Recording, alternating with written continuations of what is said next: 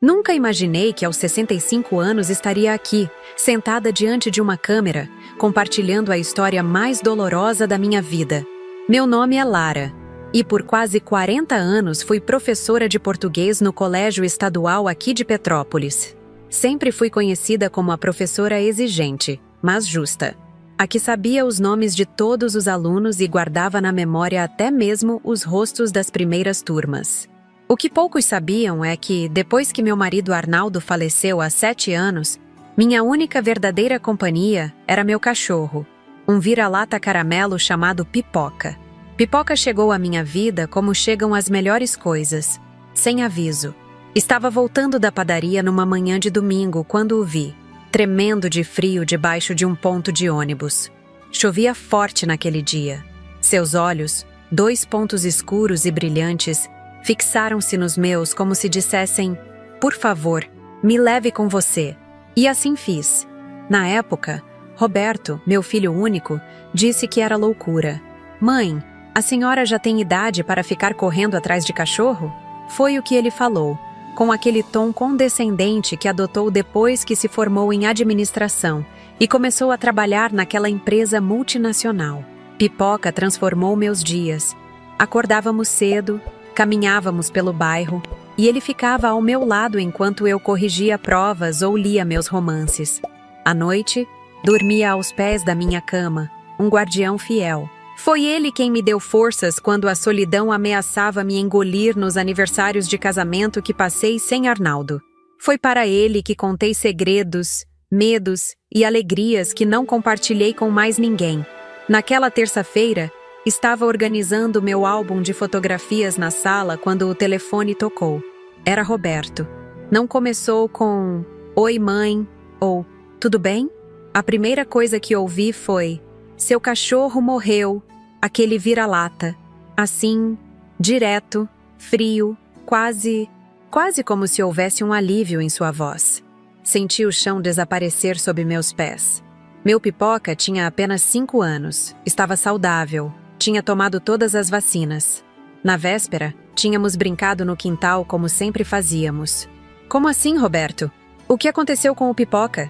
perguntei, minha voz trêmula, as mãos apertando o telefone com tanta força que os nós dos dedos ficaram brancos. "Não sei, mãe. Passei para dar uma olhada na senhora como a senhora pediu e encontrei ele caído no quintal. Já está morto.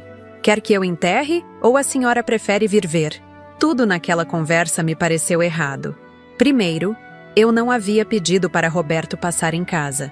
Segundo, a frieza dele era palpável, como se estivesse falando sobre um objeto quebrado, não um ser vivo que fazia parte da minha família.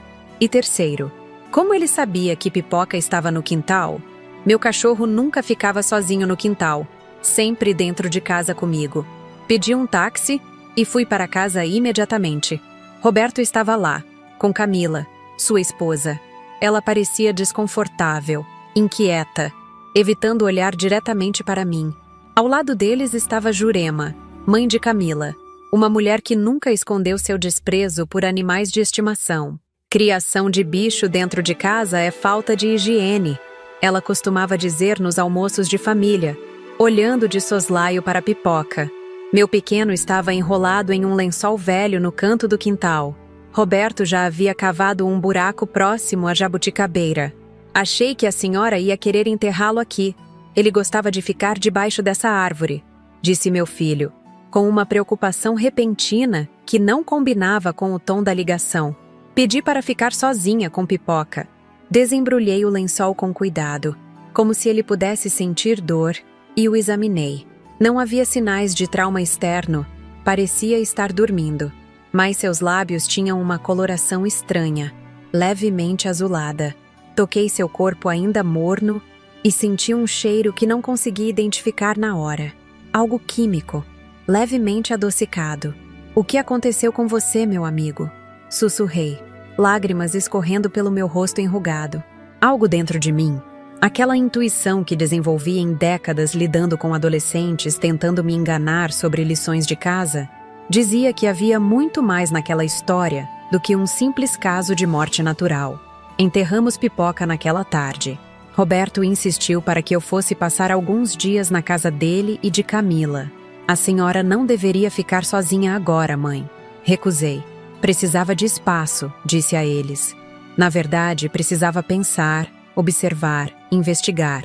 Algo na maneira como os três, Roberto, Camila e Jurema, trocavam olhares durante o pequeno funeral improvisado, acendeu um alerta em mim. Após eles saírem, sentei-me na poltrona, que era o lugar favorito de Pipoca, e fiquei olhando para o quintal pela janela. Nossa casa, sim, sempre considerei que era tanto minha quanto de Pipoca. Ficava em um terreno grande, herança dos meus pais. Uma casa antiga, de 3 quartos, com um quintal espaçoso cheio de árvores frutíferas.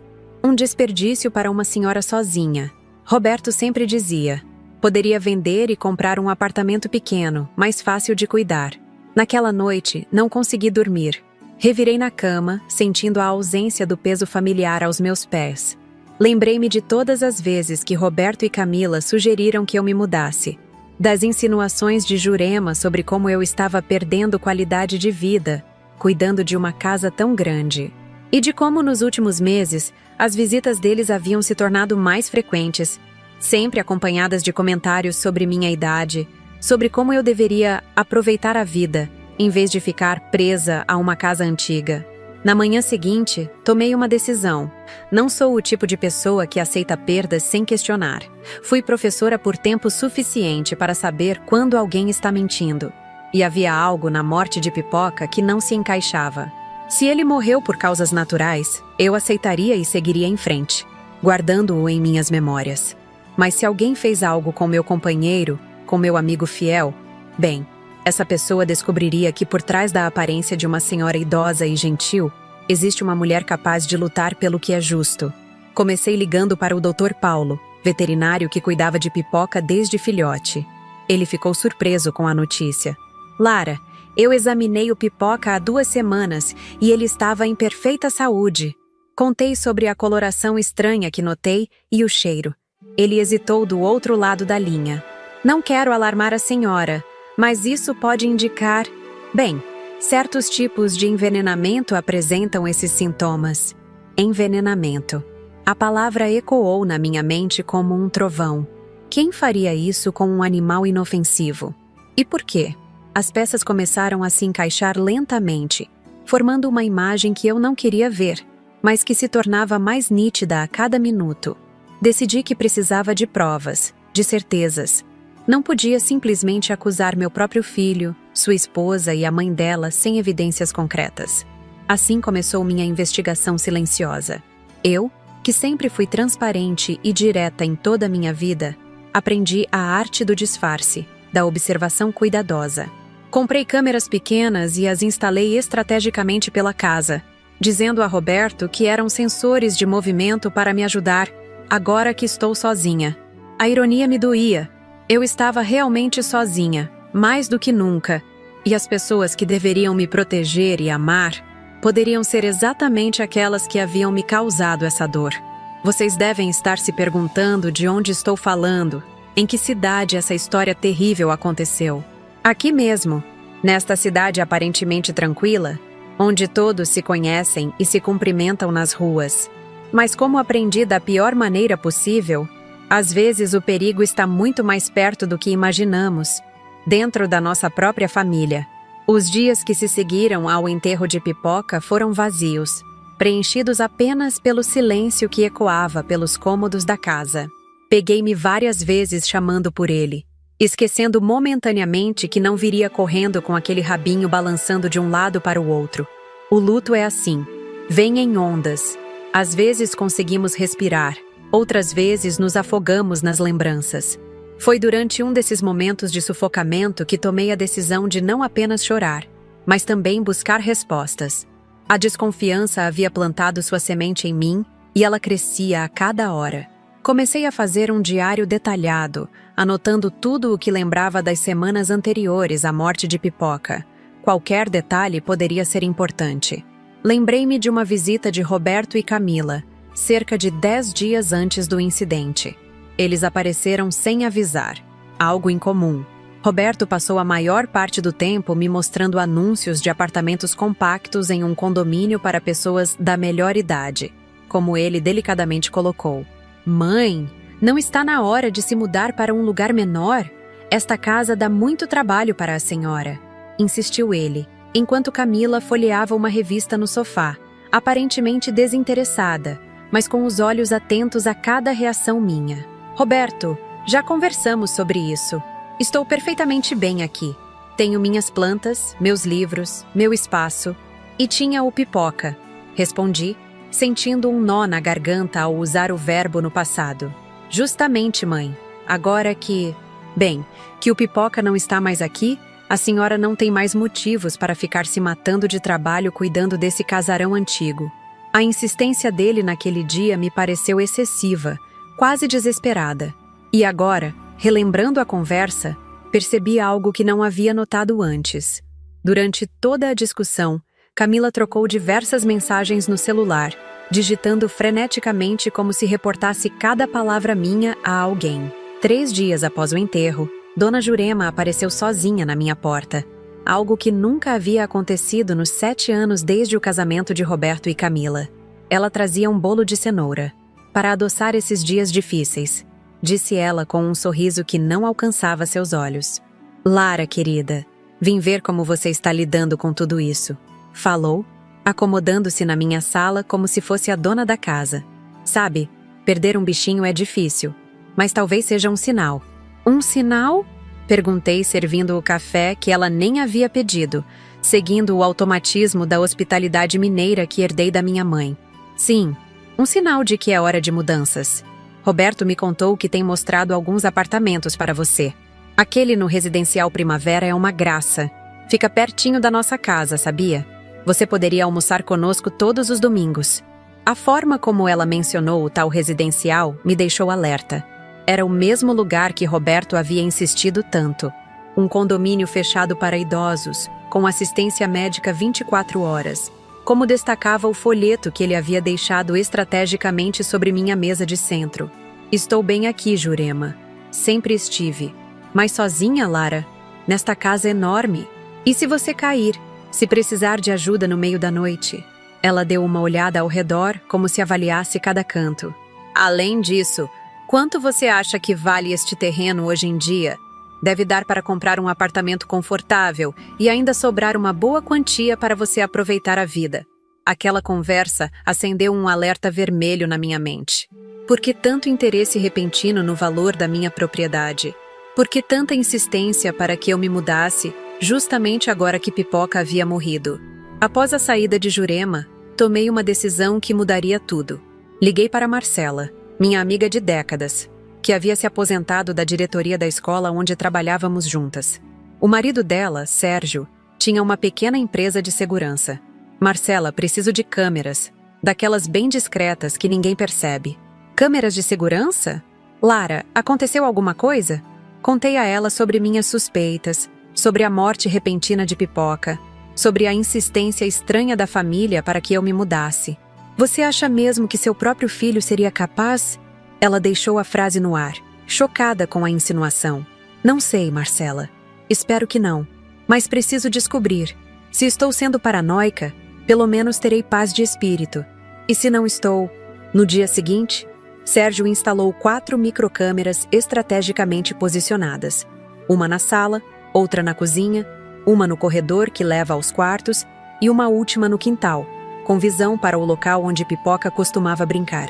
Elas eram tão pequenas e bem camufladas que passariam despercebidas aos olhos desatentos. Para justificar a presença de Sérgio, caso alguém perguntasse, inventamos que ele estava apenas instalando sensores de movimento para me ajudar agora que estou sozinha. A solidão, que já pesava, agora vinha acompanhada de uma vigilância constante. Eu verificava as imagens das câmeras religiosamente todas as noites, observando quem entrava, o que faziam, o que tocavam. Nos primeiros dias não houve nada suspeito. Roberto ligava diariamente, perguntando como eu estava, se precisava de alguma coisa. Suas ligações sempre terminavam com a mesma pergunta. Já pensou melhor sobre aquele apartamento? Na semana seguinte à instalação das câmeras, Tomei outra decisão. Adotei outro cachorro. Era um vira-lata menor que Pipoca, com pelos pretos e uma manchinha branca no peito, que encontrei no mesmo abrigo onde havia resgatado meu companheiro anos antes. Chamei-o de Valente, um nome que combinava com sua história de abandono e superação. A reação de Roberto à notícia foi reveladora. Ele ficou visivelmente contrariado. Outro cachorro, mãe? Tão cedo? A senhora nem superou a morte do Pipoca ainda. Justamente por isso, filho. A casa está muito vazia. Preciso de companhia. O que não contei a ele foi que Valente era parte do meu plano. Eu não deixaria a história se repetir. Se alguém havia feito algo com Pipoca, estaria vigilante para proteger Valente.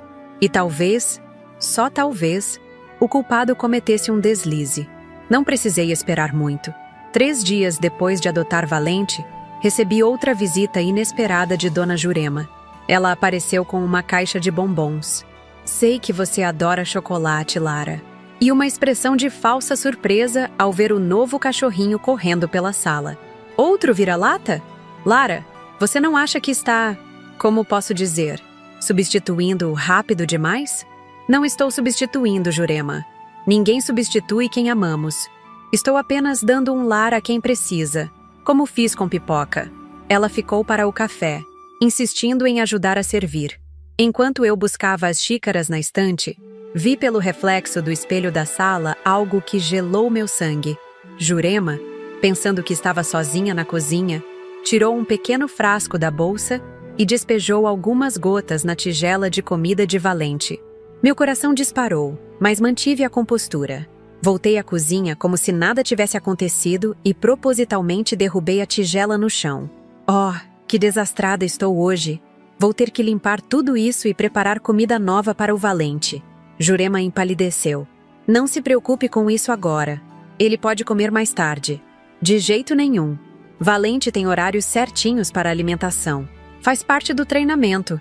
Insisti, guardando discretamente um pouco da ração contaminada em um guardanapo que coloquei no bolso do avental. Após a saída dela, corri para verificar as imagens da câmera da cozinha. Lá estava, em alta definição, Jurema claramente adicionando algo à comida do meu cachorro. Salvei o vídeo em 3 lugares diferentes: no computador, em um pendrive e na nuvem. Aquela era a prova que eu precisava. No dia seguinte, levei a amostra da ração e o vídeo ao Dr. Paulo, o veterinário. Ele analisou a comida e, com uma expressão grave, confirmou minhas suspeitas. Lara, isso contém traços de um raticida potente. Uma dose pequena causaria vômitos e diarreia em um cachorro do tamanho do Valente. Uma dose maior, ele hesitou, poderia ser fatal, causando hemorragia interna. Os sintomas seriam semelhantes aos que você descreveu em Pipoca. Agradeci ao Dr. Paulo e pedi discrição absoluta. Ele concordou, preocupado com a situação, e ofereceu-se para fazer uma necrópsia caso eu conseguisse desenterrar o corpo de Pipoca. Mas eu sabia que isso alertaria os envolvidos. Precisava continuar minha investigação silenciosa. Durante as semanas seguintes, intensifiquei minha vigilância. Roberto e Camila passaram a aparecer com mais frequência, sempre com o mesmo discurso sobre como eu deveria considerar me mudar. Numa dessas visitas, Roberto deixou escapar algo crucial. Mãe, essa casa é muito valiosa para ficar parada. Se a senhora vendesse, poderíamos usar o dinheiro para investir. Tem um negócio promissor que estamos de olho, uma pousada em Santa Catarina. Uma pousada? Desde quando vocês têm interesse em hotelaria? É um sonho antigo da Camila. Ele respondeu rapidamente, desviando o olhar. E seria bom para a senhora também. Clima ameno, próximo ao mar. Saúde, sabe? Aquela conversa deixou claro que havia interesses financeiros envolvidos.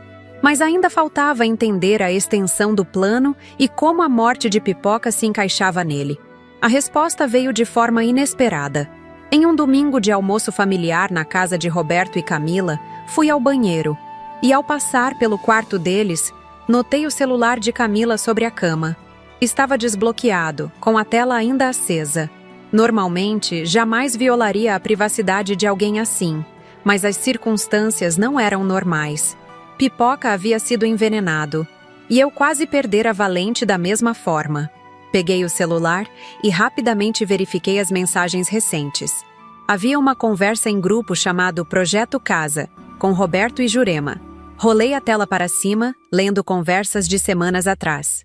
Mãe, tem certeza que aquilo vai funcionar? Roberto. Claro que sim. É o mesmo que uso para os ratos do sítio. Indetectável depois de algumas horas. Jurema. E se ela desconfiar? Adotar outro cachorro tão rápido não é normal. Camila.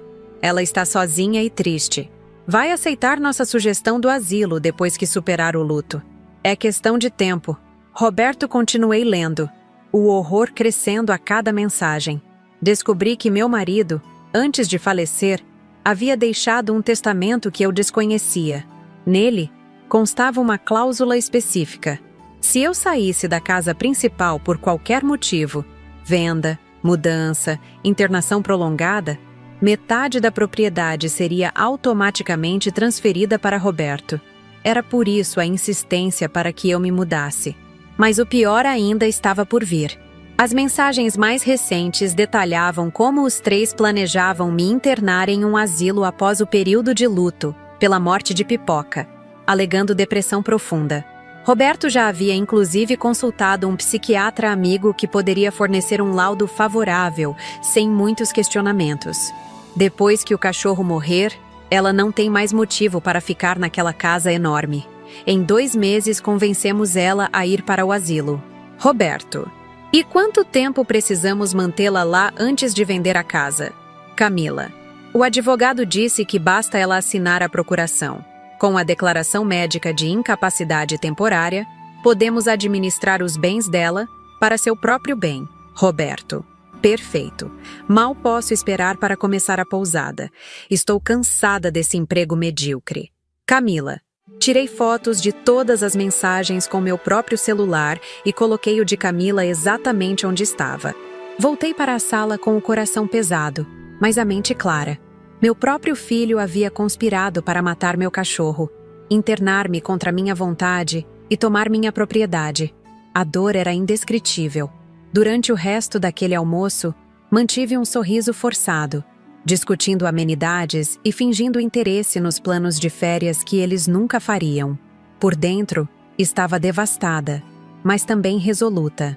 Agora eu sabia exatamente contra o que estava lutando. De volta à minha casa, com Valente dormindo tranquilamente ao meu lado, comecei a planejar meu contra-ataque. Não seria uma vingança impulsiva, mas meticulosa, à altura da traição que sofri. Marcela havia me apresentado a um advogado discreto e competente, especializado em direito de família e sucessões.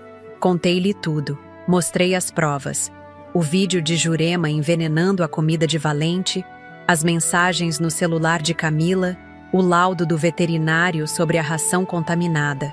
Dona Lara, com essas provas, podemos não apenas invalidar qualquer tentativa deles de assumir controle de seus bens, como também apresentar denúncias criminais por tentativa de envenenamento, conspiração e possível homicídio culposo, caso consigamos comprovar que a morte do Pipoca foi causada por eles, explicou o advogado, Dr. Renato. Mas eu não queria apenas justiça legal. Queria que eles sentissem o peso de suas ações, que entendessem a profundidade da traição que haviam cometido. Não apenas contra mim, mas contra a confiança, o amor, os laços familiares que deveriam ser sagrados. Na semana seguinte, fiz algo que surpreendeu a todos.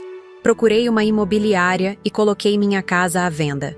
A notícia correu rápido e, como esperado, Roberto foi o primeiro a aparecer na minha porta. Mãe, por que não me consultou antes? Eu poderia ter ajudado com a venda, conseguido um preço melhor, ele disse, mal conseguindo esconder a excitação em sua voz. Achei que ficaria feliz, filho. Não é o que você vem sugerindo há meses? Que eu me mude para um lugar menor, mais fácil de cuidar? Claro, claro que estou feliz. É só que, bem, poderíamos ter planejado isso juntos. Notei como seus olhos percorriam a sala, já calculando quanto valeria cada móvel, cada lembrança da nossa família que para ele não passava de mercadoria.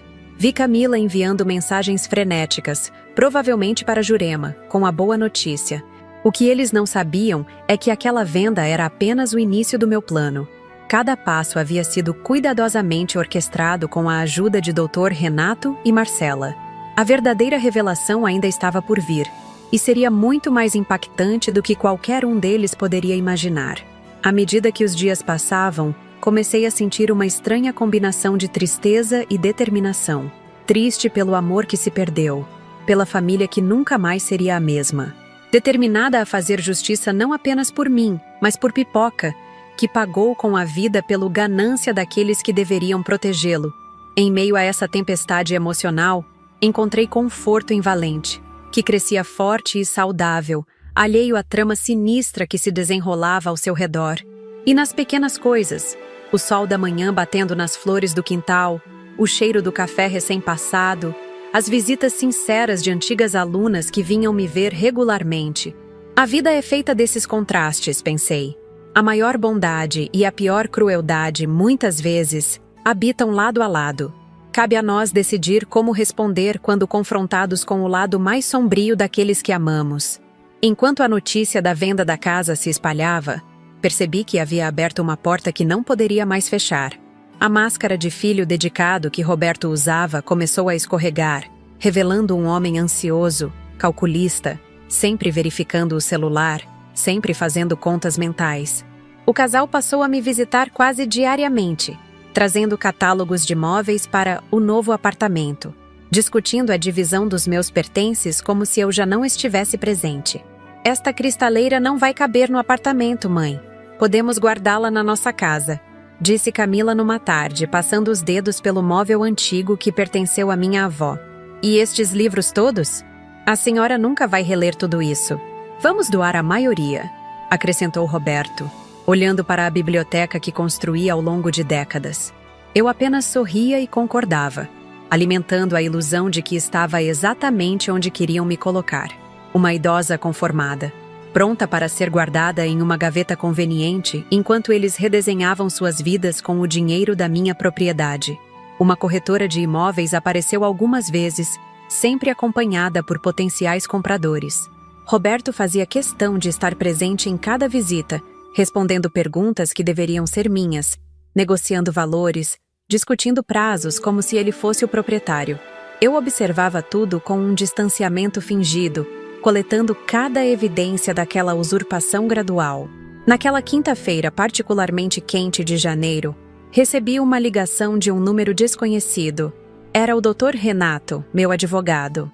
Dona Lara, encontrei algo que a senhora precisa ver. Posso passar no café da esquina em meia hora? Melhor não irmos ao meu escritório nem à sua casa. Concordei, intrigada com o tom urgente. Coloquei Valente no quintal, com água fresca e sombra abundante, e caminhei até o Café Viena, um estabelecimento pequeno a 2 quarteirões de casa. O Dr. Renato já estava lá, sentado em uma mesa discreta no fundo, com uma pasta marrom sobre a mesa. Obrigado por vir tão rapidamente, disse ele, enquanto eu me acomodava. Pedimos 2 cafés, e quando a garçonete se afastou, ele abriu a pasta. A senhora me pediu para investigar aquela cláusula estranha do testamento do seu marido, sobre a transferência parcial da propriedade caso a senhora se mudasse. Assenti, sentindo um nó se formar na garganta. Arnaldo e eu tínhamos sido parceiros por quase 4 décadas.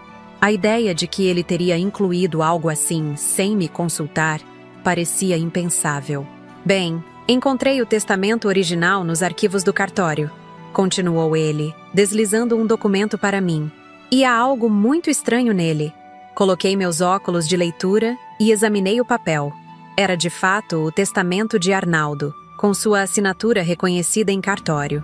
Reconheci as disposições que ele havia me explicado. A casa ficaria integralmente para mim, e após minha morte, seria dividida entre Roberto e algumas instituições de caridade que apoiávamos. Não estou vendo nenhuma cláusula sobre transferência parcial caso eu me mude, comentei confusa. Exatamente, respondeu Dr. Renato com um brilho de triunfo nos olhos. Porque ela não existe no testamento original. Ele então retirou da pasta outro documento, muito semelhante ao primeiro, mas com pequenas diferenças. Este é o documento que seu filho apresentou ao advogado dele para iniciar os procedimentos de transferência parcial da propriedade. Note a cláusula adicional na página 3. Lá estava, um parágrafo inteiro que não constava no documento original.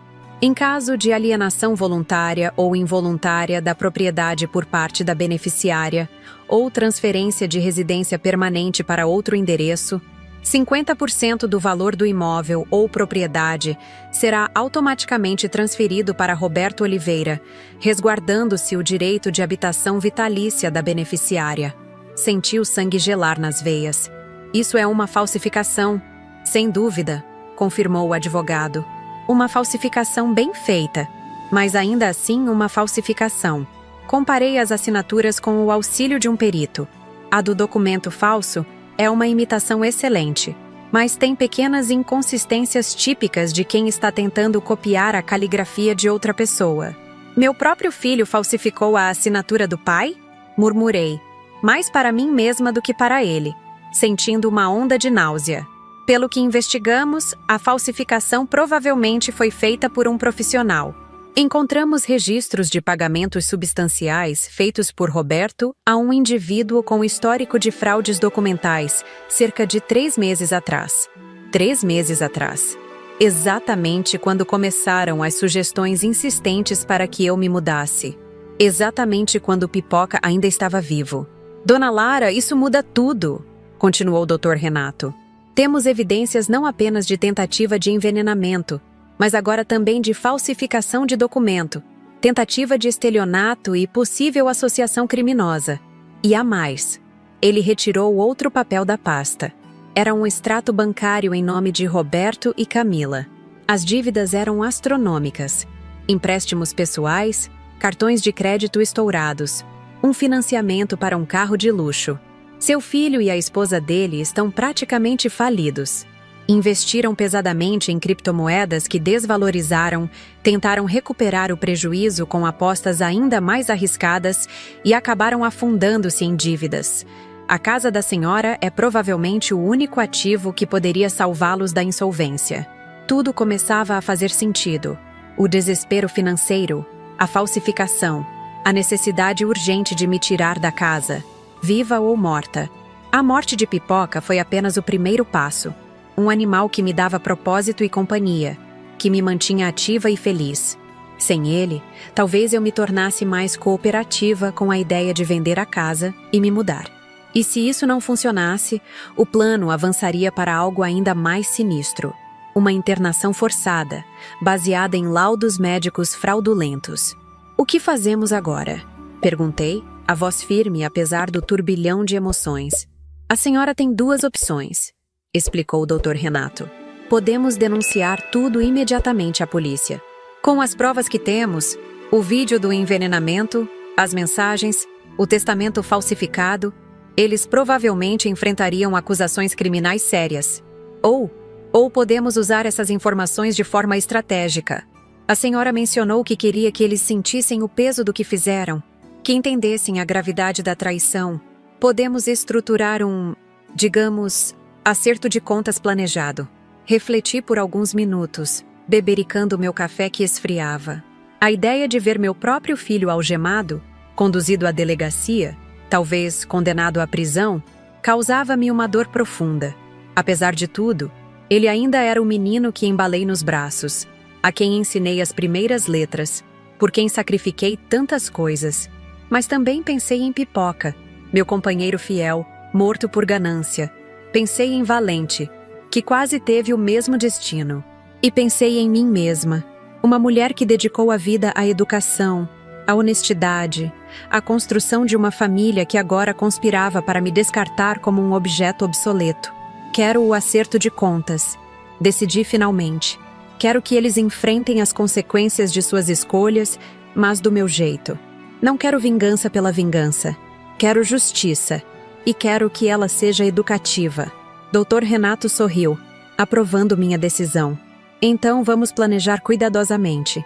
A senhora tem alguma ideia em mente? Naquela mesma noite, após uma conversa detalhada com o Dr. Renato sobre os aspectos legais do meu plano, liguei para Marcela.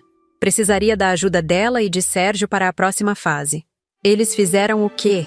Exclamou Marcela, horrorizada após eu contar sobre a falsificação do testamento. Lara, isso é criminoso. Precisamos denunciá-los imediatamente. Vamos denunciar, mas do meu jeito, respondi, explicando o plano que começava a tomar forma na minha mente. Preciso que vocês me ajudem com alguns detalhes técnicos. Nos dias que se seguiram, continuei com a farsa da venda da casa. Roberto conseguiu um comprador disposto a pagar um valor bem acima do mercado. Um amigo de infância, que, conforme descobri mais tarde através de Sérgio, era na verdade um laranja ligado a um esquema de lavagem de dinheiro. Mais um indício da deterioração moral do meu filho. Uma semana depois da minha conversa com o Dr. Renato, encontrei o que procurava. Havia pedido à corretora de imóveis que deixasse, acidentalmente, uma pasta com todos os documentos necessários para a venda da casa. Entre eles, estava uma procuração em branco. Enquanto Roberto e Camila estavam absortos discutindo a reforma que fariam na suposta pousada com o dinheiro da venda, fotografei o documento e o enviei para Dr. Renato. Ele confirmou o que eu suspeitava. A procuração, uma vez assinada por mim, daria a Roberto poderes quase ilimitados sobre meus bens. Ele poderia vender a casa, esvaziar suas contas bancárias, até mesmo interná-la em uma instituição sem seu consentimento explícito, explicou o advogado pelo telefone. É um documento extremamente amplo e perigoso. Perfeito, respondi. É exatamente a prova que precisávamos. Com o auxílio de Sérgio, instalamos equipamentos de gravação ainda mais sofisticados pela casa. Não apenas vídeo, mas áudio de alta qualidade que captaria até mesmo conversas em voz baixa. A armadilha estava preparada. Agora era apenas questão de esperar que eles dessem o próximo passo. Não precisei esperar muito. Na terça-feira seguinte, Roberto apareceu sozinho, algo incomum. Trazia uma pasta de documentos e uma expressão que tentava parecer casual, mas seus olhos inquietos o traíam.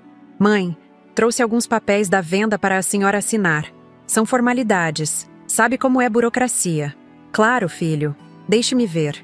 Ele deslizou os documentos pela mesa, explicando superficialmente cada um. Certidões, declarações, autorizações. Por fim, chegou a procuração. E este aqui é só para facilitar o processo. Como a senhora não gosta de ficar indo ao cartório, ao banco e tal, isso me permite resolver tudo para a senhora. Peguei o documento e o li com atenção, como faria qualquer pessoa prudente.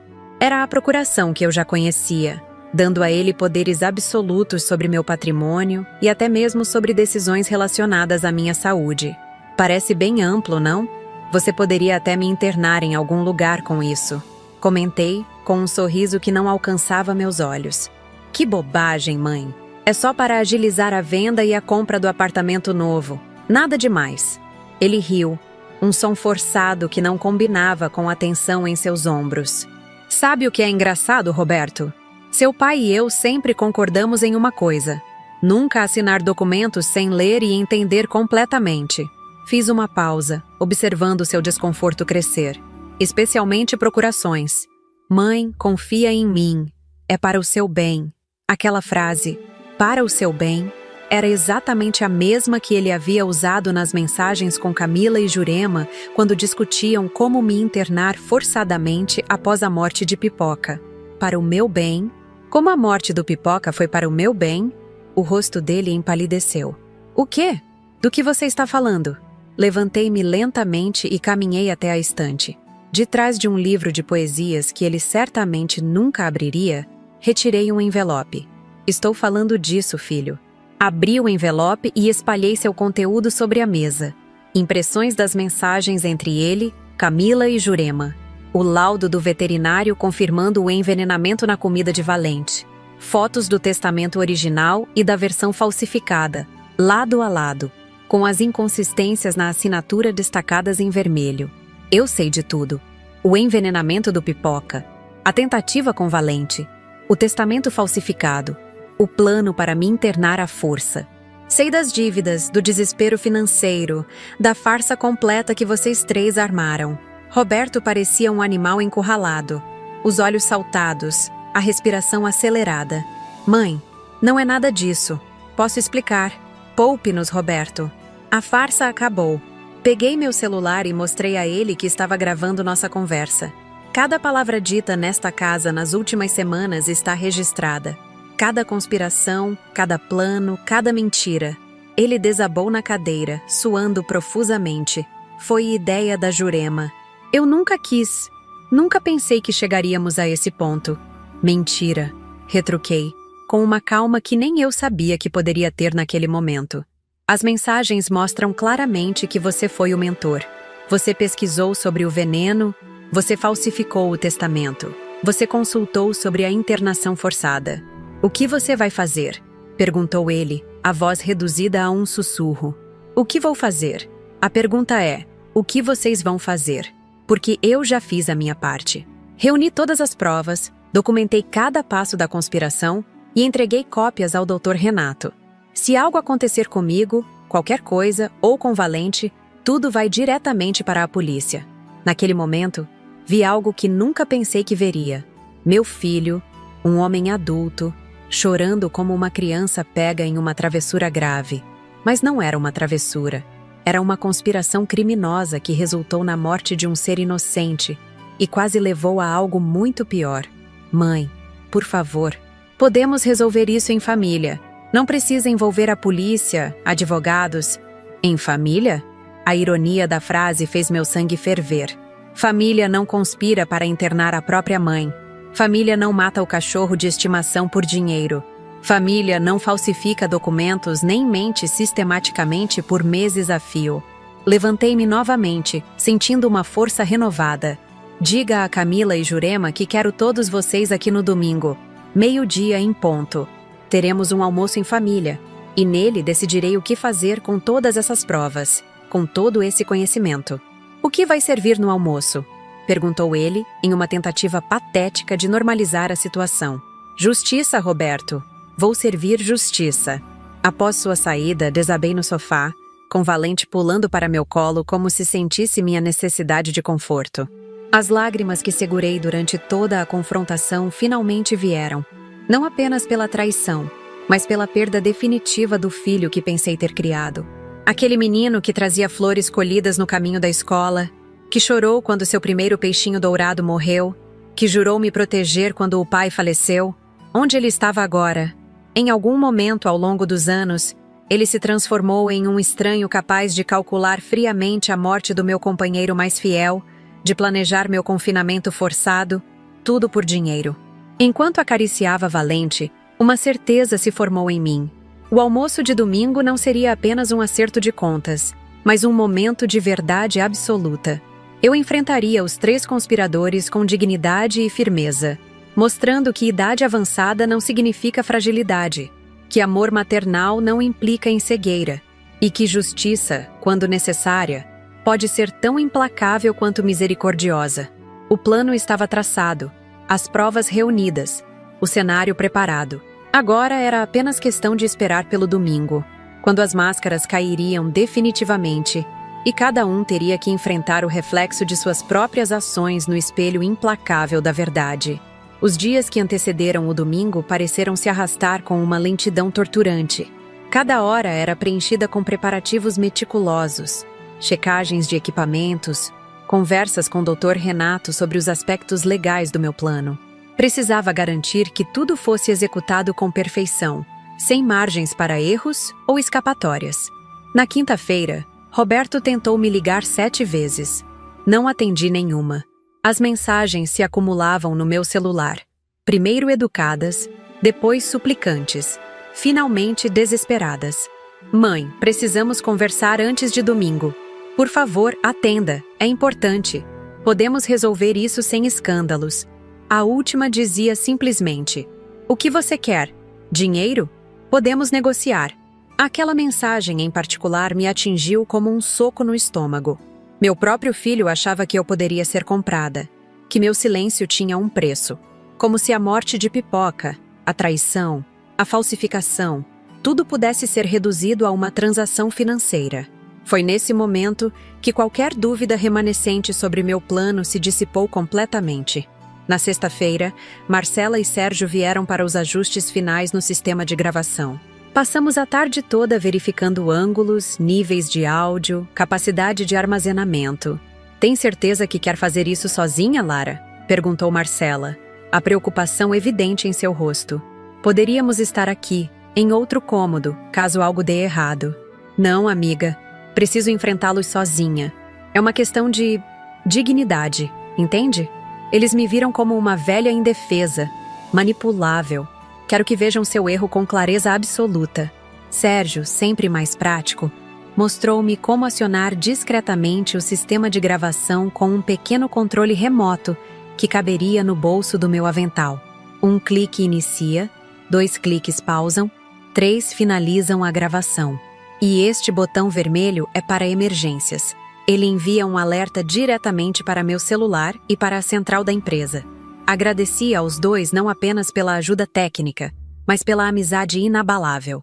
Em um momento em que minha própria família havia se revelado uma farsa, era reconfortante saber que ainda existiam pessoas genuínas no mundo. No sábado, dediquei-me aos preparativos culinários. Decidi preparar um almoço tradicional, exatamente como costumava fazer quando Roberto ainda era menino. Frango assado com batatas, arroz de brócolis, salada verde, pudim de leite condensado. Os favoritos dele. Não por sentimentalismo, mas por simbologia. Queria que ele compreendesse exatamente o que estava jogando fora, o que havia traído por dinheiro. Enquanto temperava o frango, lembrei-me de Arnaldo. O que ele pensaria de tudo isso? O homem que trabalhou 2 empregos para garantir uma boa educação para o filho, que sonhava em ver Roberto formado, bem-sucedido, íntegro. Como ele reagiria ao saber que seu único filho havia falsificado sua assinatura, corrompido seu último desejo? A noite foi de sono inquieto, com Valente sentindo minha agitação e permanecendo vigilante ao pé da cama.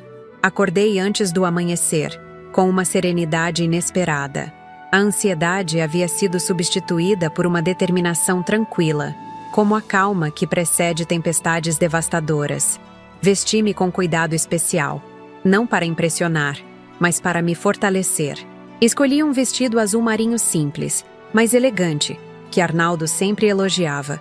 Prendi meus cabelos grisalhos em um coque bem feito, coloquei brincos de pérola que foram da minha mãe.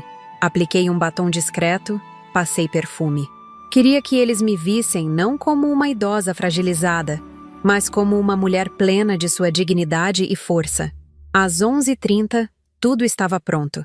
A mesa posta com a melhor toalha de linho, a comida exalando aromas que enchiam a casa, as câmeras estrategicamente posicionadas, o controle remoto no bolso do meu avental florido. Liguei para Dr. Renato, confirmando que ele estaria a postos, a algumas quadras de distância, pronto para agir conforme o resultado do encontro. O som da campainha, às 12h05, enviou um calafrio pela minha espinha. Respirei fundo, ajeitei o avental e abri a porta com um sorriso sereno. Lá estavam eles, Roberto, Camila e Jurema, os 3 conspiradores juntos, finalmente enfrentando a mulher que tentaram destruir. Roberto parecia ter envelhecido anos em apenas alguns dias, com olheiras profundas e a pele amarelada. Camila mantinha uma expressão neutra, estudadamente vazia, mas seus dedos não paravam de brincar com a alça da bolsa, um tique nervoso que sempre denunciava sua ansiedade. Jurema, por outro lado, exibia a arrogância habitual, como se estivesse acima de qualquer consequência. "Entrem, por favor", convidei, com a cordialidade de uma anfitriã perfeita. "O almoço está quase pronto." Eles entraram em fila, como condenados caminhando para o tribunal. Roberto tentou um beijo em minha bochecha, que desviei sutilmente, oferecendo apenas um aceno de cabeça. Não haveria falsas demonstrações de afeto naquele dia. "Que cheiro maravilhoso, Lara", comentou Jurema, olhando ao redor como se avaliasse um imóvel à venda. "Você sempre foi uma excelente cozinheira." "Obrigada, Jurema. Sempre achei que comida é uma forma de comunicação. Cada prato conta uma história, não é mesmo?" Ela captou o duplo sentido e teve a decência de corar levemente. Camila, por sua vez, permanecia muda, sentando-se rigidamente na ponta do sofá. "Mãe!" começou Roberto, a voz tremendo ligeiramente. "Antes de qualquer coisa, precisamos conversar sobre o que aconteceu. E conversaremos, filho. Mas primeiro vamos almoçar. Não devemos desperdiçar boa comida, não é?" Conduzi-os à sala de jantar, indicando seus lugares. Discretamente, pressionei o controle no meu bolso uma vez, iniciando a gravação. A luz verde no pequeno dispositivo escondido na estante confirmou que tudo funcionava perfeitamente. Servi a comida em silêncio, observando o desconforto crescente entre eles. Roberto mal tocou no frango, seu prato favorito desde a infância. Camila empurrava os brócolis de um lado para outro, sem comer nada. Apenas Jurema mantinha a farsa de normalidade, elogiando cada prato com exagero forçado. Está tudo delicioso como sempre, Lara. Você deveria ter aberto um restaurante em vez de dar aulas. A vida é feita de escolhas, Jurema. Preferi ensinar jovens a pensar criticamente do que alimentar seus estômagos.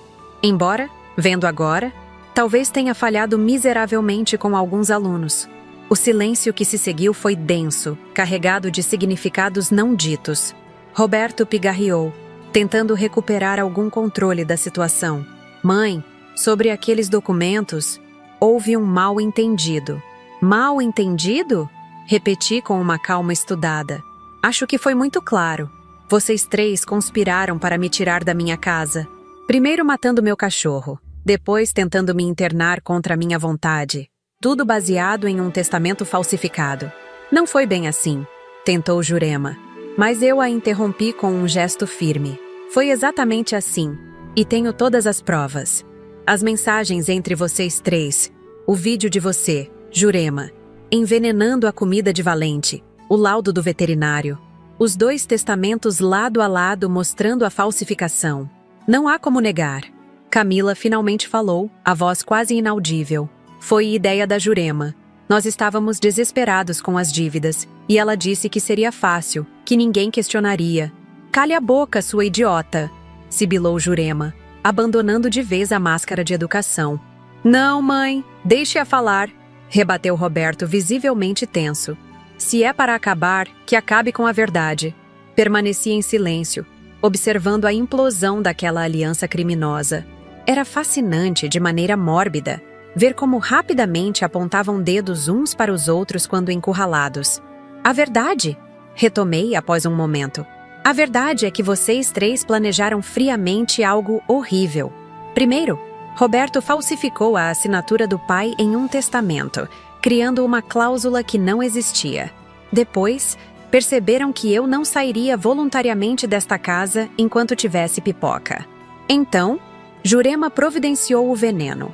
Roberto criou a oportunidade e Camila ajudou no plano para me internar alegando depressão pela morte do cachorro. A descrição fria e factual dos eventos causou um impacto visível nos três. Jurema parecia menor em sua cadeira, a arrogância substituída por medo. Camila chorava silenciosamente, sem tentar esconder as lágrimas. Roberto mantinha os olhos fixos na mesa, incapaz de enfrentar meu olhar.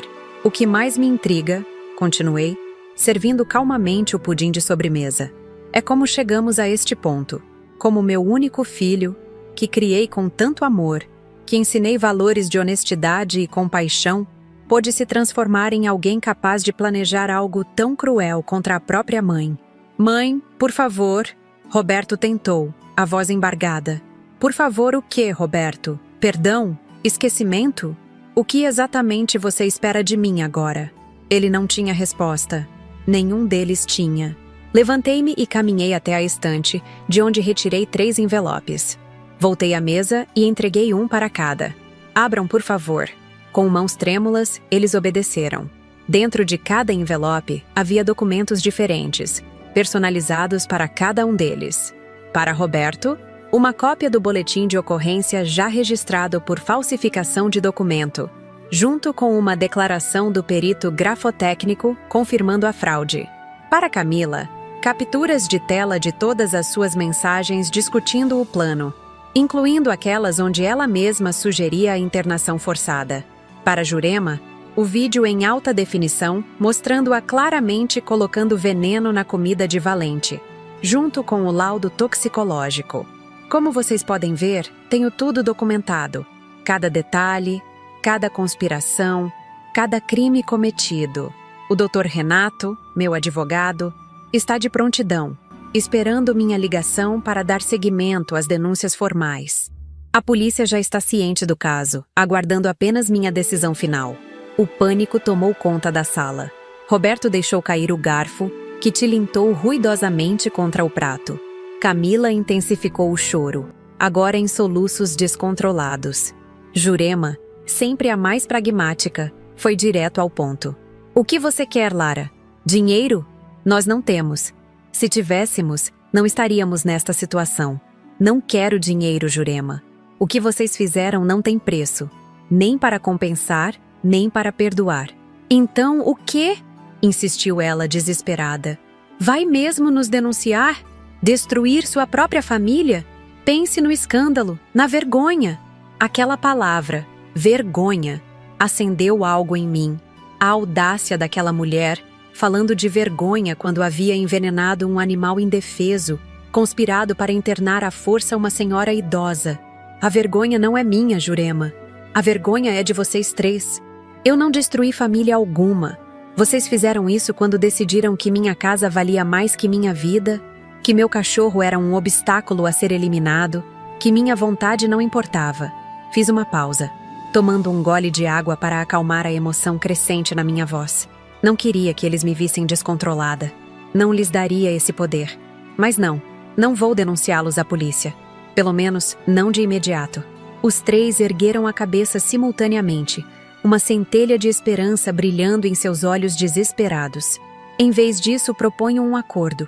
Retirei do bolso outro conjunto de documentos, desta vez apenas um maço de papéis, e o coloquei no centro da mesa. Este é um contrato, redigido pelo Dr. Renato e revisado por mais 2 advogados para garantir sua validade legal. Ele estipula condições específicas para cada um de vocês. Se cumprirem integralmente essas condições, por um período de 3 anos, as denúncias ficarão arquivadas. Se violarem qualquer uma das cláusulas, tudo vai automaticamente para a polícia e o Ministério Público. Que tipo de condições? Perguntou Roberto, a voz apenas um sussurro. Para começar, você e Camila trabalharão 20 horas semanais, não remuneradas, no abrigo municipal de animais. Limparão canis, darão banho em cães abandonados, ajudarão nas campanhas de adoção. Jurema fará o mesmo, mas em outro abrigo, para evitar que vocês coordenem qualquer nova conspiração. Trabalho comunitário? Exclamou Jurema indignada. Na minha idade? Na sua idade, você teve disposição para envenenar um cachorro inocente. Tenho certeza que encontrará energia para limpar alguns canis. Ela se calou, compreendendo finalmente a gravidade da situação. Além disso, continuei, vocês três participarão de terapia obrigatória, individual e em grupo, com profissionais indicados pelo Dr. Renato. Pagarão por cada sessão, mesmo que isso signifique vender pertences ou trabalhar horas extras. E quanto às dívidas? Questionou Roberto, pragmático mesmo na derrota. Se gastarmos nosso dinheiro com terapia, como pagaremos os credores? Ah, sobre isso, sorri levemente. Vocês não precisam se preocupar. Já resolvi esse problema. Os três me olharam confusos. Nos últimos dias, através do Dr. Renato, negociei com todos os seus credores. Comprei todas as suas dívidas com desconto significativo devido à situação de quase insolvência. A partir de agora, vocês devem apenas a mim. O choque era palpável. Roberto empalideceu ainda mais, compreendendo as implicações daquela manobra. Isso significa, expliquei com a satisfação de quem revela o movimento final de um xadrez meticulosamente planejado, que se vocês não cumprirem cada letra deste contrato, não apenas enfrentarão processos criminais, mas também execução financeira imediata. Perderão a casa, o carro, qualquer bem que possuam. Você não faria isso, desafiou Jurema, mas sem a antiga confiança. Vocês planejaram me matar, Jurema. Não de forma direta, talvez, mas matar lentamente, de tristeza, de solidão, trancada em um asilo contra minha vontade. Mataram meu cachorro. Tentaram matar Valente. O que exatamente você acha que eu não seria capaz de fazer? O silêncio que se seguiu foi sua resposta. Até mesmo Jurema, com toda a sua arrogância, compreendeu finalmente com quem estava lidando. Há mais uma coisa, acrescentei, voltando à estante e pegando uma caixa de madeira entalhada. Esta caixa contém cópias de todas as provas contra vocês. Ela será mantida em um cofre bancário, com instruções para ser aberta caso algo aconteça comigo. Qualquer coisa, desde um acidente doméstico até uma morte natural aparentemente sem suspeitas. E acreditem, haverá autópsia, exames toxicológicos, investigação completa. Aquela era a cereja do bolo, a garantia final de que não tentariam nenhuma outra artimanha desesperada. A mensagem estava clara. Mesmo que conseguissem se livrar de mim, não escapariam das consequências. Então, o que decidem? Assinam o contrato e começam sua penitência ou preferem enfrentar julgamento público, possivelmente prisão, certamente ruína financeira e social? Os três se entreolharam. A decisão óbvia diante das alternativas apresentadas. Um a um, pegaram as canetas que eu havia disposto ao lado dos contratos e assinaram seus nomes, cada assinatura mais trêmula que a anterior. Quando terminaram, recolhi os documentos com cuidado, verificando cada assinatura. Ótimo. Dr. Renato entrará em contato amanhã com os detalhes de como proceder. Vocês começam no abrigo na próxima semana. As sessões de terapia já estão agendadas para terça-feira. E quanto à venda da casa? Perguntou Roberto num último lampejo de ganância. Não haverá venda. Nunca houve intenção real de vender. Era apenas uma isca para expor vocês completamente. Levantei-me, indicando que o almoço e nossa conversa havia terminado. Agora, se não se importam, estou cansada. Foi emocionalmente exaustivo descobrir a verdadeira natureza das pessoas que pensava conhecer e amar. Valente e eu gostaríamos de descansar. Como se tivesse ouvido seu nome, Valente entrou na sala, mantendo distância segura de Jurema, mas olhando fixamente para os três invasores com uma inteligência quase humana em seus olhos escuros. Um a um, eles se levantaram e caminharam para a porta como autômatos, ainda processando a magnitude do que haviam perdido, do que enfrentariam nos próximos anos. Não por dinheiro, não por uma casa, mas pela traição mais fundamental a laços que deveriam ser sagrados. Quando a porta se fechou atrás deles, pressionei o controle remoto 3 vezes, finalizando a gravação. Então, pela primeira vez em dias, permiti que as lágrimas viessem livremente, ajoelhando-me para abraçar Valente, que lambia meu rosto como se compreendesse exatamente o que eu estava sentindo. Após a saída deles, a casa ficou em um silêncio pesado, quase tangível. Sentei-me na minha poltrona preferida, com Valente aos meus pés, tentando processar tudo o que havia acontecido. O confronto, as confissões, o acordo imposto. Foi como assistir a um filme onde eu, inesperadamente, era a protagonista forte que todos subestimaram. Naquela noite, não consegui dormir. Repassava mentalmente cada expressão, cada palavra dita, cada momento de revelação. A face decomposta de Roberto quando entendeu que eu sabia de tudo. O choro descontrolado de Camila. A arrogância de Jurema se transformando em medo palpável. Eram imagens que, suspeitava, me acompanhariam pelo resto da vida. Na manhã seguinte, Dr. Renato me visitou para recolher os contratos assinados e discutir os próximos passos.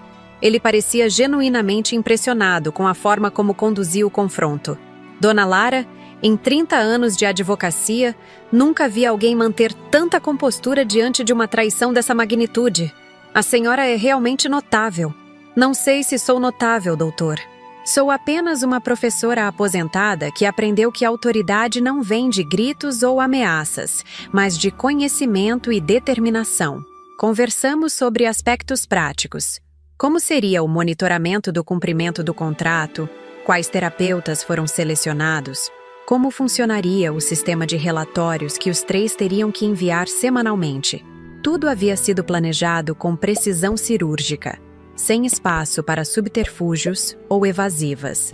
"E quanto à senhora?" perguntou ele, enquanto guardava os documentos em sua pasta.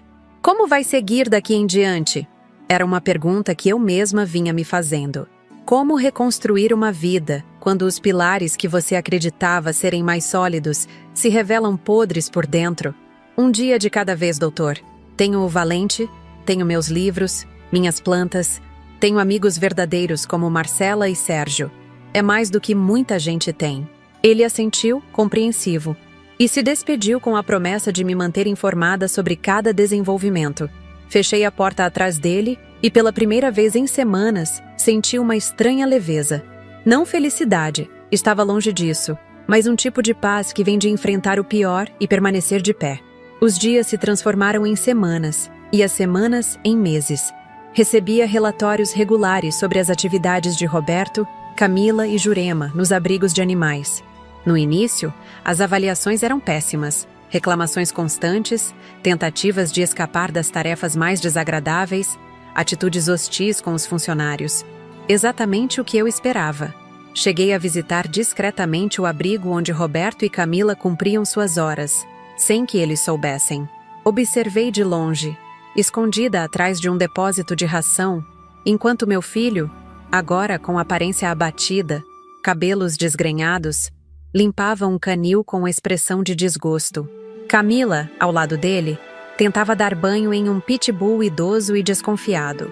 Ambos pareciam deslocados, humilhados, completamente fora de seu elemento. Deveria ter sentido satisfação, talvez até prazer com aquela cena. Afinal, não era exatamente o que planejei.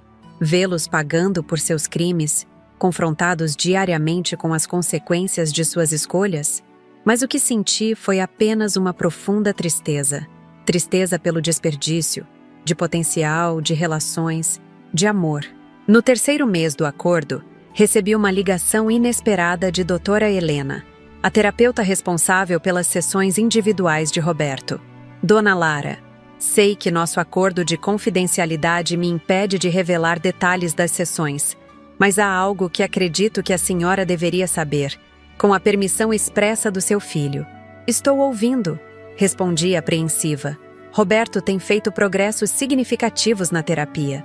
Está confrontando questões profundas sobre suas escolhas, seus valores, seu relacionamento com dinheiro e status. Na última sessão, ele expressou o desejo de escrever uma carta para a senhora. Não pedindo perdão, ele entende que isso seria prematuro, mas expressando arrependimento e reconhecimento do mal causado. Fiquei em silêncio por alguns segundos, tentando processar aquela informação. Parte de mim queria acreditar que era apenas mais uma manipulação, mais uma tentativa de aliviar sua punição. Mas outra parte, talvez a professora em mim, que sempre acreditou no potencial de transformação, sentia uma centelha de esperança. Ele pode enviar a carta, doutora. Não prometo responder, mas lerei. A carta chegou 3 dias depois, entregue por um mensageiro do escritório de Dr. Renato.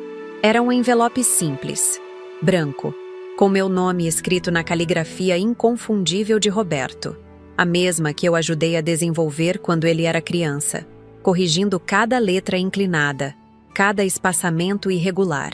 Deixei o envelope sobre a mesa da cozinha por horas, olhando-o enquanto preparava o jantar, enquanto regava as plantas, enquanto brincava com Valente no quintal. Só depois que a noite caiu, com uma xícara de chá de camomila nas mãos, criei coragem para abri-lo. A carta tinha 5 páginas, escritas à mão, sem rasuras ou correções. Sinal de que ele provavelmente a reescreveu várias vezes até conseguir a versão final. Começava formalmente, quase fria, prezada mãe, mas logo o tom mudava, tornando-se mais pessoal, mais vulnerável. Roberto escrevia sobre sua infância feliz, sobre como se lembrava das tardes em que eu o ajudava com as lições, mesmo depois de um dia exaustivo na escola.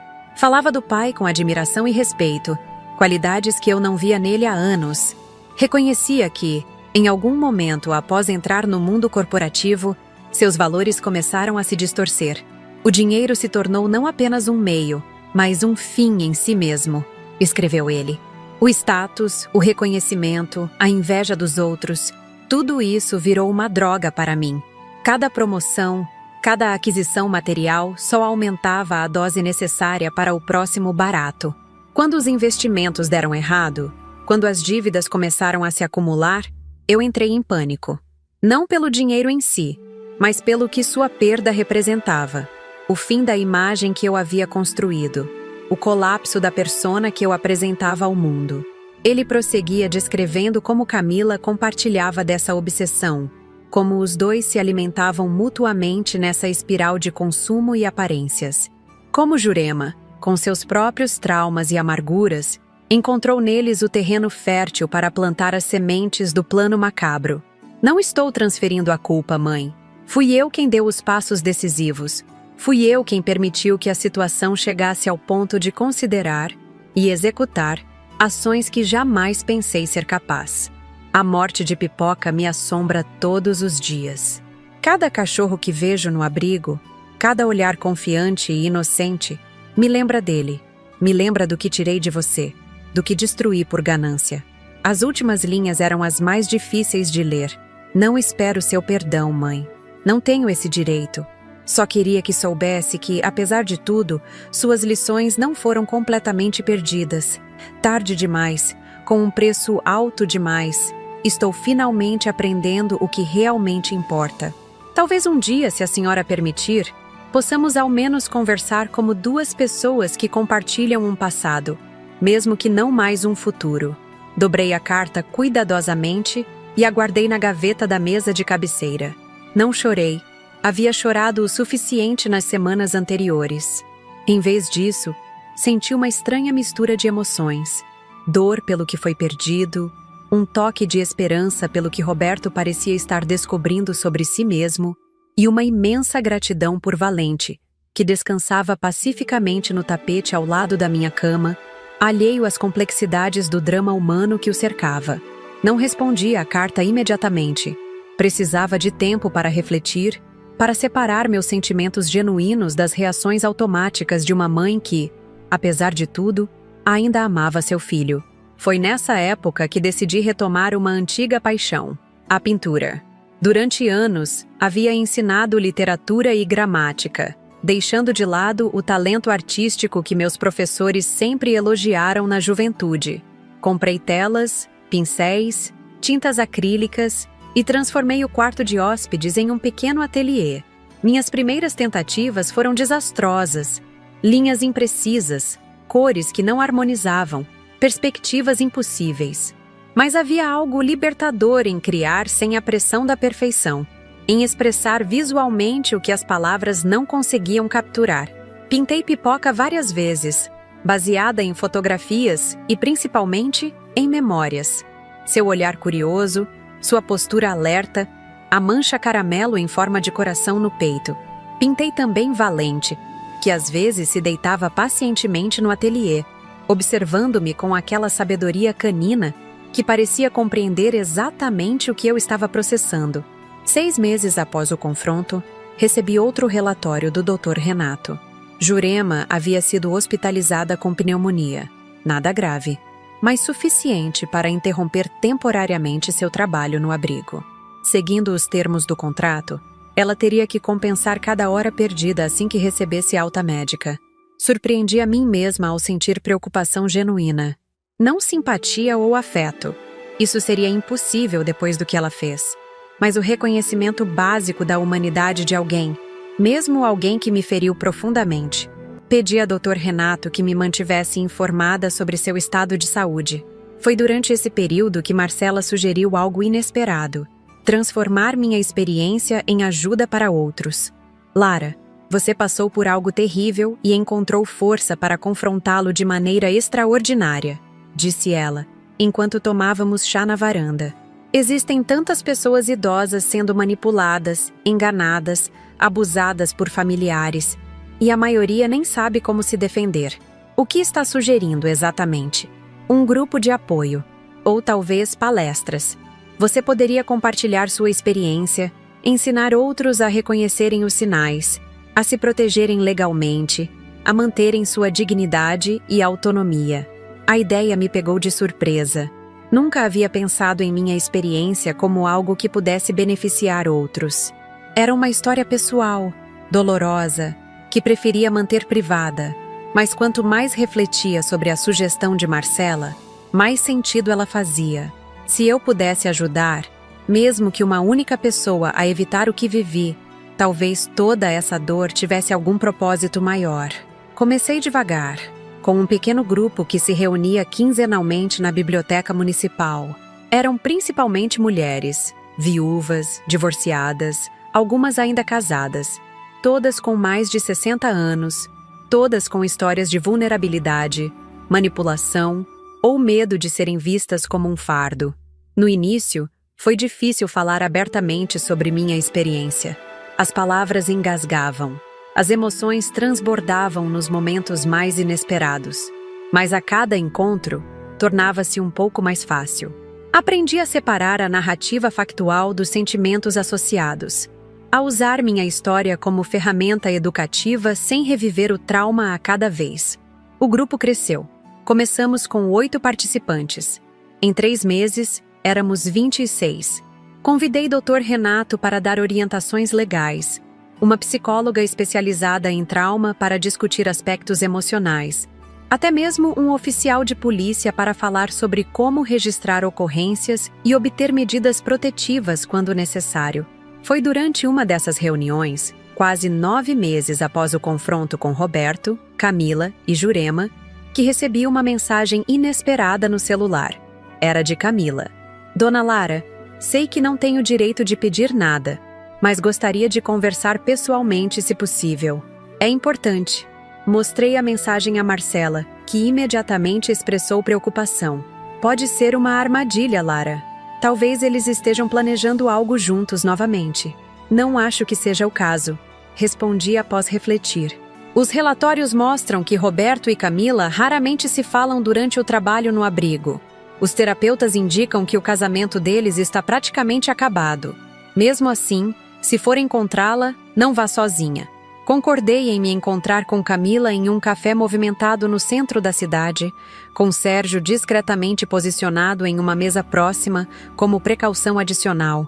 Ela chegou pontualmente, visivelmente nervosa, mais magra do que me lembrava, com olheiras profundas que a maquiagem não conseguia disfarçar. Obrigada por vir, Dona Lara, disse ela, sentando-se à minha frente. Não esperava que aceitasse.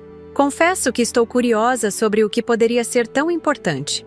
Ela respirou fundo, como quem reúne coragem para um mergulho em águas desconhecidas. Estou me divorciando de Roberto, anunciou, olhando diretamente nos meus olhos pela primeira vez. E vou me mudar para Curitiba na próxima semana para ficar com minha irmã enquanto recomeço a vida. Entendo. Mas por que está me contando isso? Porque preciso saber se o acordo que fizemos ainda é válido se eu estiver em outra cidade. Se posso transferir minhas horas no abrigo, continuar a terapia à distância. Não era o que eu esperava. Preparei-me para manipulações, tentativas de despertar pena, talvez até acusações disfarçadas. Mas aquela pergunta prática, objetiva, me pegou desprevenida. O contrato não especifica localização, respondi após um momento. Desde que cumpra as obrigações estipuladas, com relatórios regulares e comprovação adequada, acredito que podemos fazer os ajustes necessários. Ela assentiu, visivelmente aliviada. Ficamos em silêncio por alguns instantes, o barulho do café preenchendo o espaço entre nós. Então, ela disse algo que me surpreendeu ainda mais. O trabalho no abrigo mudou algo em mim. No início, eu odiava. Odiava os animais, o cheiro, a sujeira, tudo. Fazia apenas por obrigação, contando os minutos para terminar. Mas depois de alguns meses, não sei explicar, comecei a conhecer cada cachorro, suas personalidades, suas histórias. Comecei a me importar. Seus olhos se encheram de lágrimas contidas. Na semana passada, uma família adotou um vira-lata que eu cuidei por meses. Um cão idoso, com problemas de saúde, que ninguém queria. Trabalhei com ele todos os dias. Ganhei sua confiança aos poucos. Quando ele finalmente foi para um lar permanente, chorei como criança. Foi a primeira vez em anos que senti algo genuíno. Algo que não estava relacionado a dinheiro, status ou aparências. Observei-a com atenção, procurando sinais de falsidade, de manipulação estudada. Não encontrei nenhum.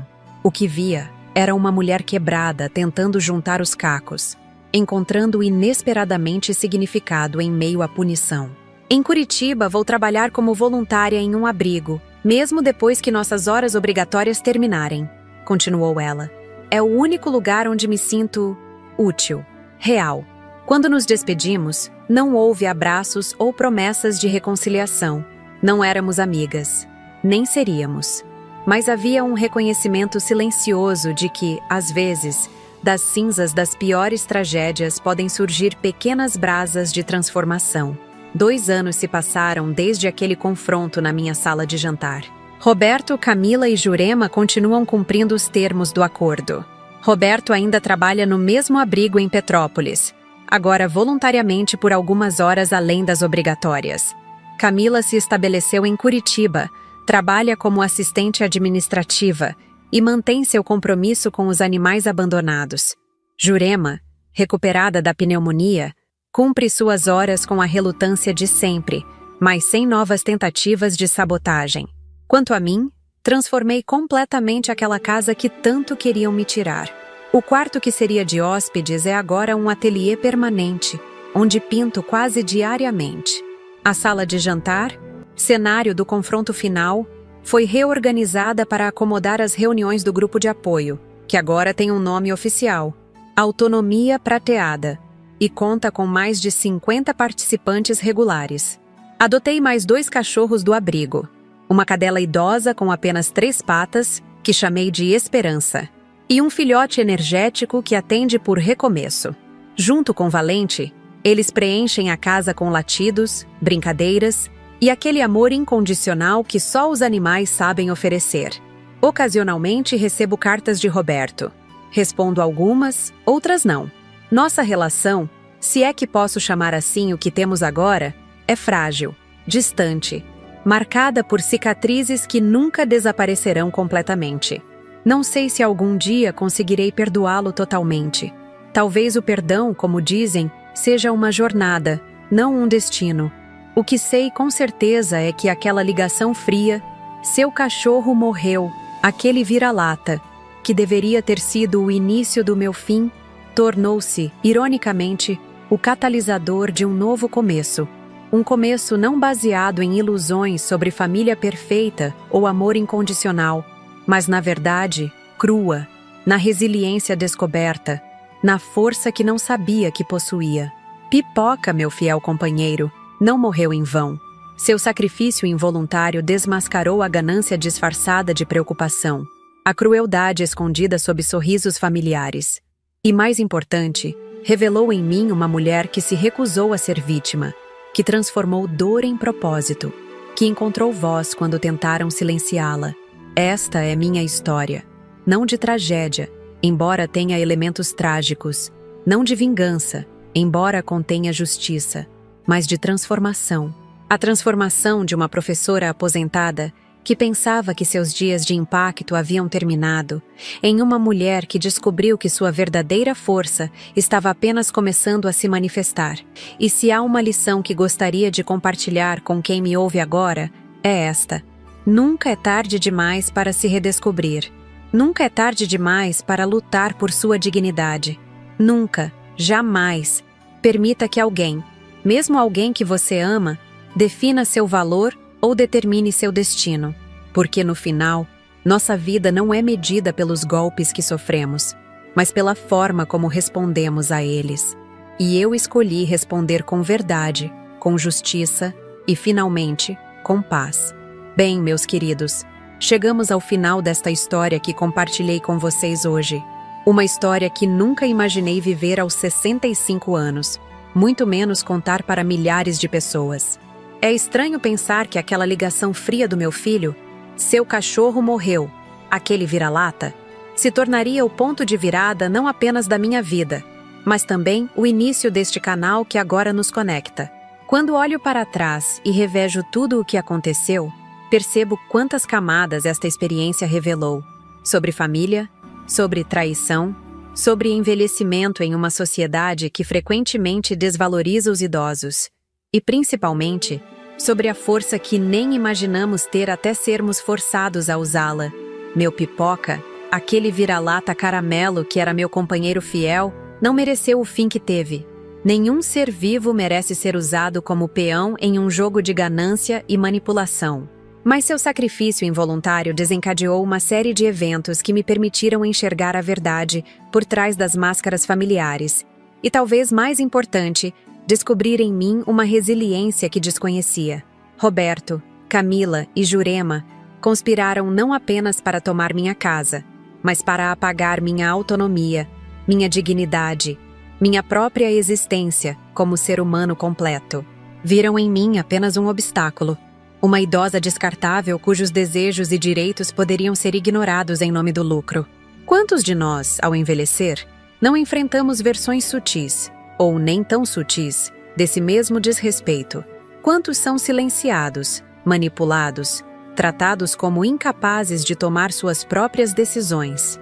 A falsificação do testamento, o envenenamento do meu cachorro, os planos de me internar à força, tudo isso revelou não apenas a crueldade específica daqueles 3 indivíduos, mas também uma falha maior em nossa sociedade. A ideia de que, ao envelhecer, nos tornamos menos humanos, menos merecedores de respeito, menos donos de nossas próprias vidas.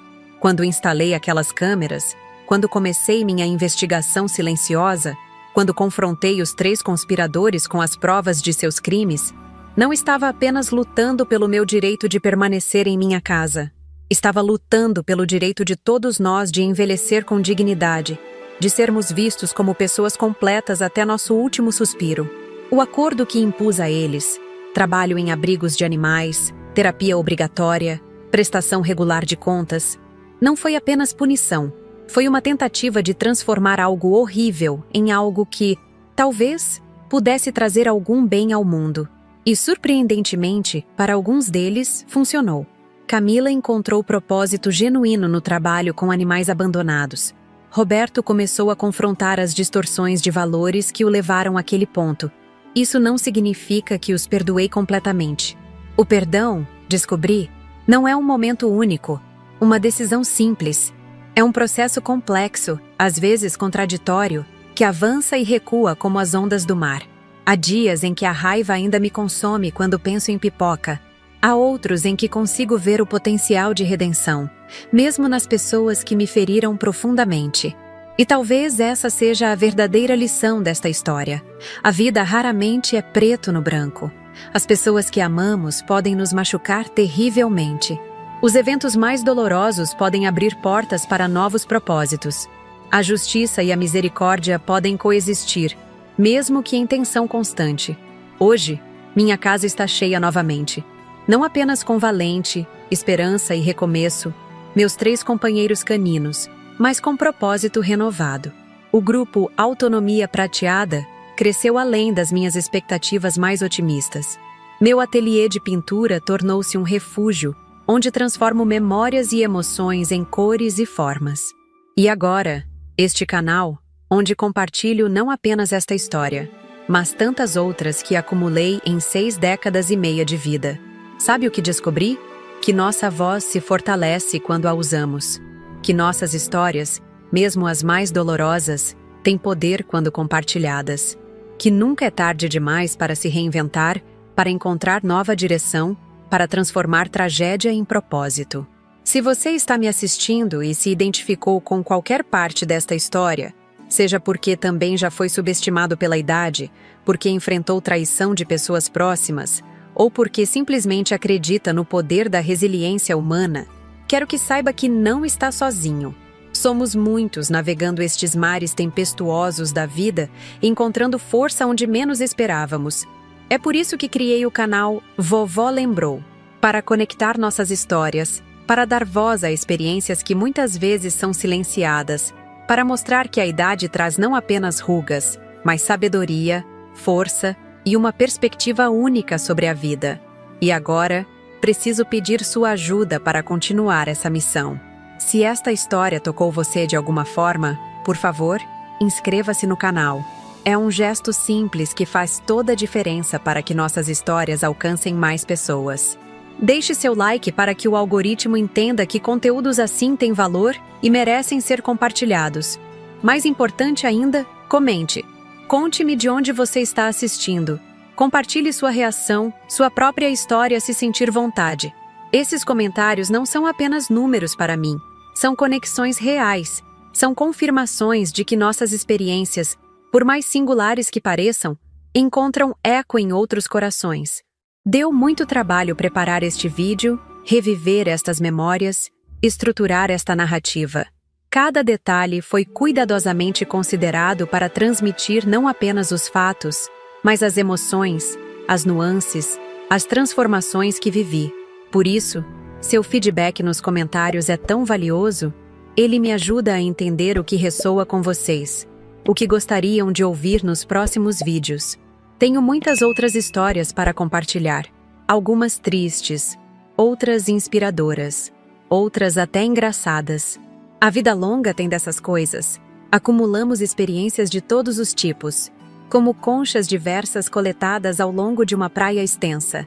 E se este canal tem significado para você, se acredita na importância destas narrativas, considere apoiar através do Valeu Demais, nossa forma de receber doações para manter o canal funcionando e crescendo. Cada contribuição, por menor que seja, ajuda a cobrir os custos de produção, edição e distribuição destes vídeos. Com seu apoio, podemos trazer conteúdo diário, alcançar mais pessoas, criar uma comunidade ainda mais forte de compartilhamento e apoio mútuo. Este trabalho se tornou minha missão nesta fase da vida. Transformar minhas experiências, tanto as dolorosas quanto as alegres, em pontes que nos conectam, em faróis que podem iluminar o caminho de outros. Seu apoio através do Valeu Demais torna isso possível. Permite que esta voz de 65 anos continue sendo ouvida em um mundo que muitas vezes prefere ignorar a sabedoria dos mais velhos. Então, antes de nos despedirmos por hoje, inscreva-se no canal Vovó Lembrou. Ative o sininho para ser notificado sobre novos vídeos. Deixe seu like, compartilhe se achar que pode ajudar alguém e, principalmente, comente. Conte-me o que achou desta história sobre traição familiar, justiça e recomeço. Sua voz importa tanto quanto a minha neste espaço que estamos construindo juntos. E se puder, apoie através do Valeu Demais. É graças a pessoas como você que posso continuar contando estas histórias, que posso transformar décadas de experiência em conexões significativas, que posso mostrar que envelhecer não significa desaparecer. Pelo contrário, pode significar encontrar sua voz mais autêntica e poderosa. Obrigada por me acompanhar até aqui. Até o próximo vídeo, onde outra história espera para ser lembrada e compartilhada. Esta é Lara, a vovó que lembrou, despedindo-se com gratidão e carinho.